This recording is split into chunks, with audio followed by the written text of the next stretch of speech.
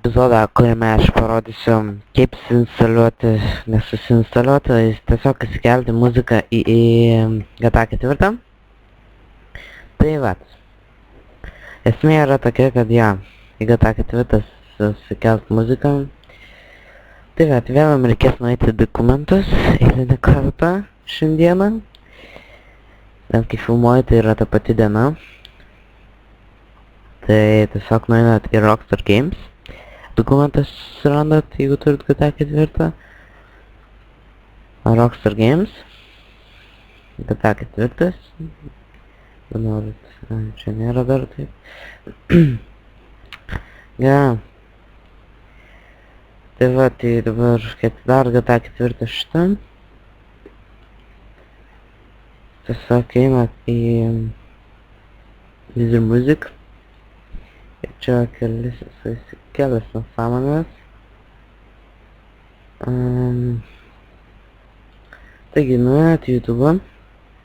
Sužinojot dainą, kurią norit įskelt. Tai aš noriu šitą įskelt. Tai vat. Skopiuojat linką. Nuėjot į linką description'e. Pastinat. Paprastai tai turėtų būti anglų kalbų, čia kažkas pasidarė, bet čia rašo minutės, čia pavadinimą, bet kažkaip man čia užsibugino, kažkokia čia kalba, kurią aš nesuprantu, bet ne ten paspaudžiu. Gerai, parsiunčiu dainą, man atrodo 2 kartus parsiunčiu. Jep, nespėjau. Gerai. Ir tada tiesiog dragina dainą į GTA 4 folderį. Ir vat, done. Esmė yra tokia, kad done, viskas, baigta. Įkėlėt muziką.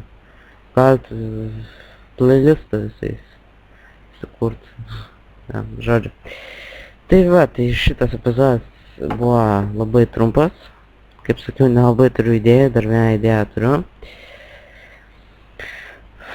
Tai va. Dar vieną idėją turiu, bet kad